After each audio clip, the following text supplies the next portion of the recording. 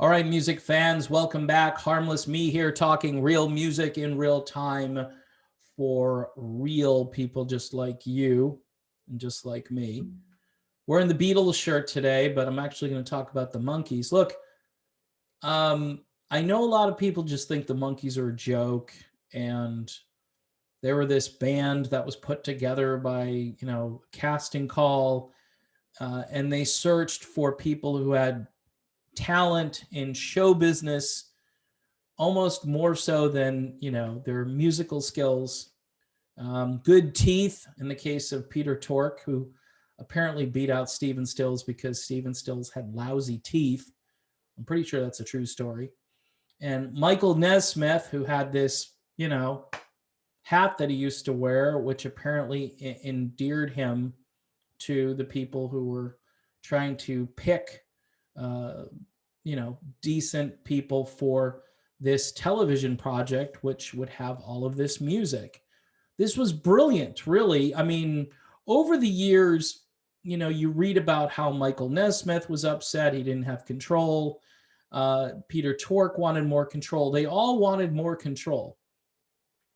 But in hindsight, you've got all these amazing songwriters.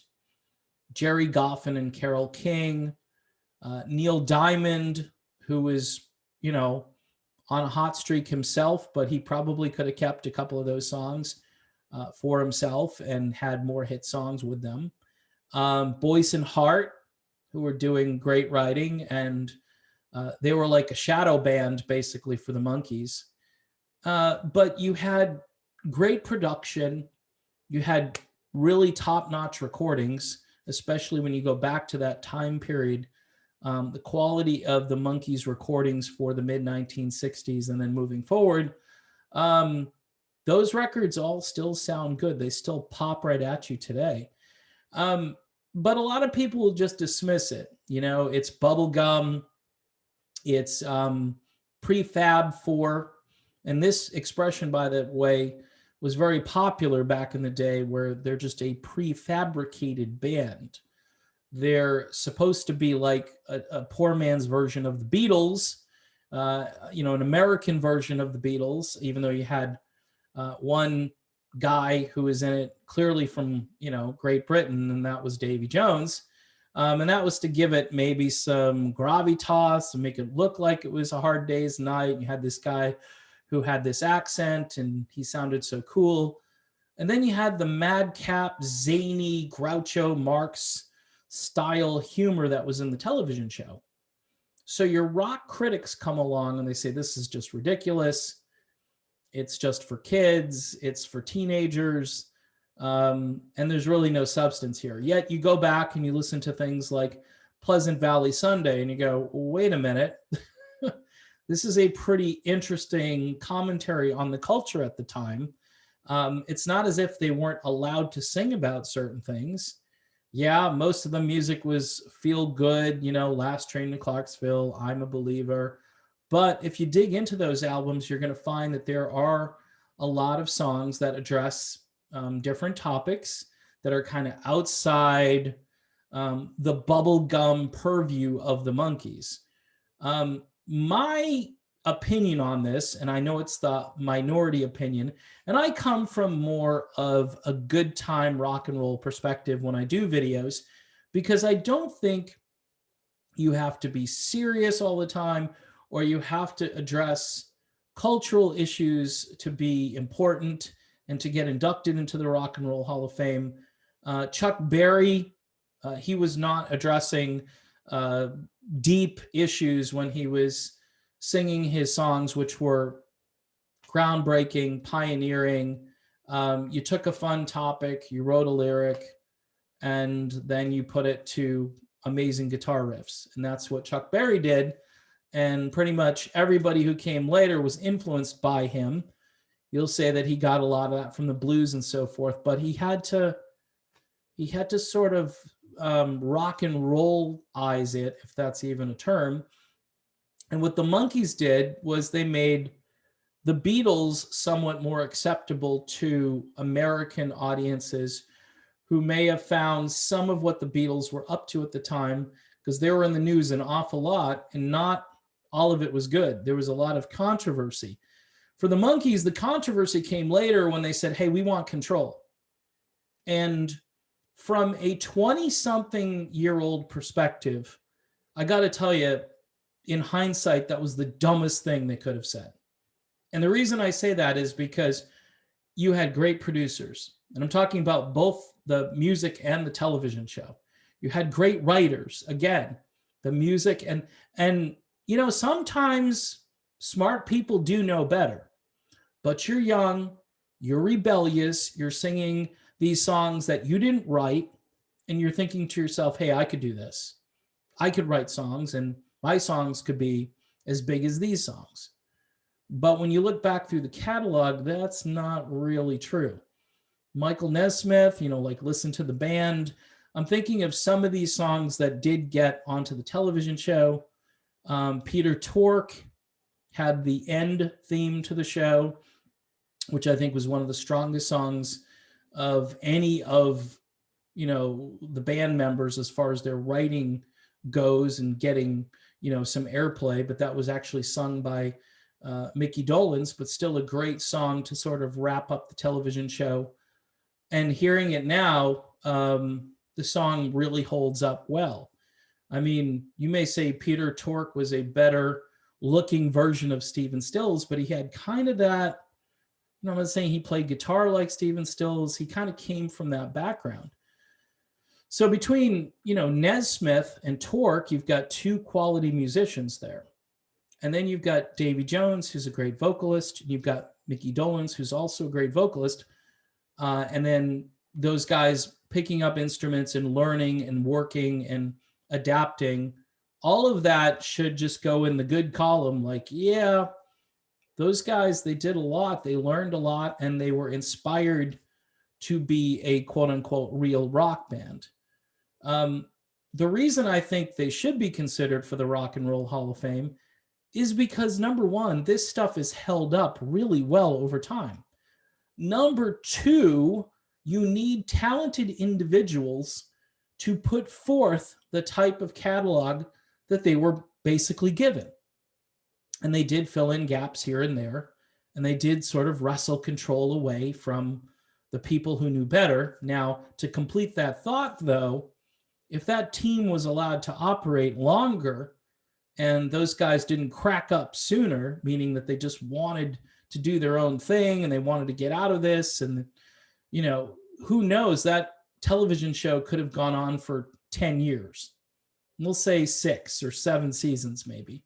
And then how much music would have been cranked out with the best songwriters out there. And I'm sure they would have recruited more songwriters to help continue. I mean, there are bands that came along later that sang songs that were written by outside writers. Who's to say that the Monkees didn't get first shot at that if they were still a thing, but they faded away really quick. Before 1970, they were done. I mean, the last big Davy Jones thing that happened was his appearance on the Brady Bunch, you know, and by then he was kind of washed up. The whole thing was kind of over. But musically speaking, this is held up really well. The critics absolutely loathe everything about this because it wasn't organic. Okay, this was not an organic band. This was a let's build a band and a television show. And the television show took first priority. And then later on, they're like, hey, it would be cool if these guys went out on tour. By the way, the craziest thing ever was Jimi Hendrix opening up for the Monkees. So just on that alone, talk about the odd couple, right? Talk about a double bill that you look at the scorecard and you go, Jimi Hendrix opening up for the Monkees? First of all, your rock and roll purists would say, well, it should be the other way around, or this shouldn't even be happening. You don't pair the Monkees with Jimi Hendrix. But yes, that did actually happen. So you can almost credit the Monkees for helping Jimi Hendrix become a star, right? So I hear a lot about influence on these syndicated shows that sometimes I'll tune into. And everybody says, well, Maybe not the best catalog in the world, but look at the influence. There might not be MTV. MTV was kind of an important cultural event, right? And helped the careers of thousands of musicians. People will still remark about a video even now, even though that thing technically has been off the air for what, like 30 years now? I mean, yeah, MTV exists, but it's not a video channel anymore. And it hasn't been that way for quite some time. But the Monkees, they were a prototype. So, people would argue back and say, okay, so the guys who produced the Monkees, should they be in the Rock and Roll Hall of Fame? Meaning that the guys who started the television show? And I'm like, well, no, because again, you need talented individuals to help pull it off. So yeah, if you wanted to induct those guys in because of their influence, sure. But as a corporation, which again, that word just gets to the people who decide these things.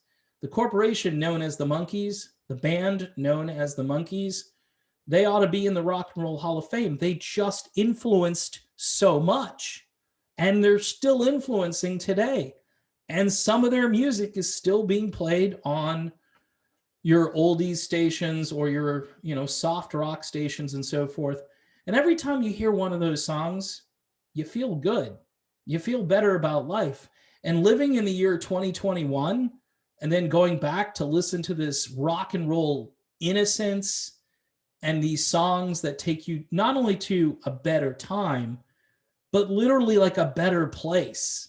Like literally and figuratively, you can listen to this music and it literally will warm your heart and make you feel better.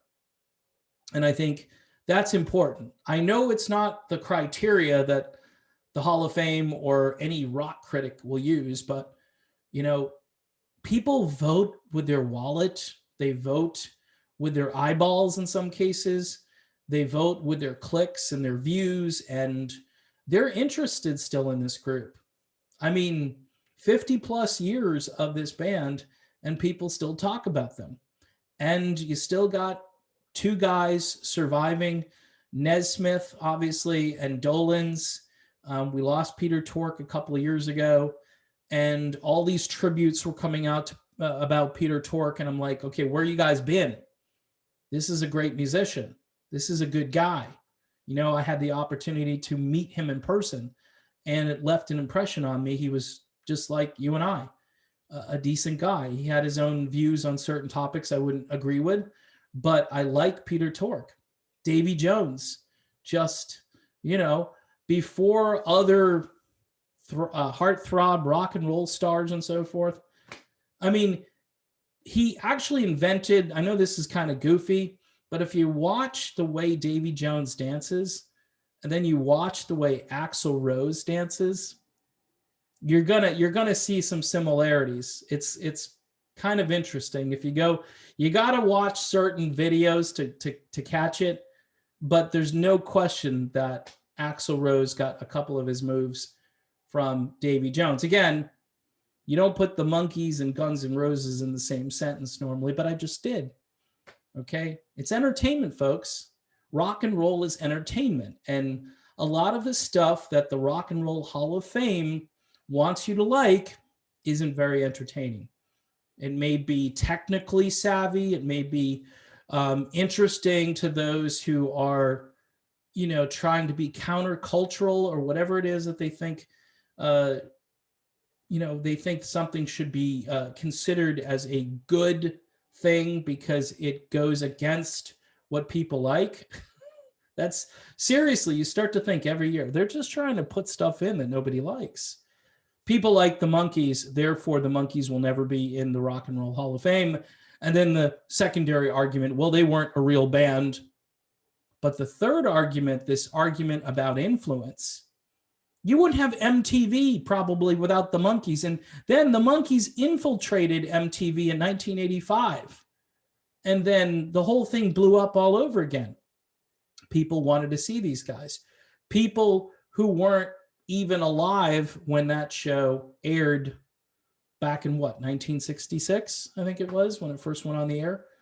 So, in any event, I'm voting for the Monkees. I know they're not on the ballot this year, but I'm voting for them. There are many other bands that are quote unquote not prefabricated that should probably get in before the Monkees, but it's almost like, the critics, they'll never look over there to see the Monkees. They'll just, and by the way, Michael Nesmith doesn't even think the Monkees should be in the Hall of Fame. He just doesn't. I think, is under the impression that because of how the whole thing began and how the critics just trashed it, that shouldn't be in there. But you know what? You should get some popularity, some voting from those who are not part of this. You know how they do that?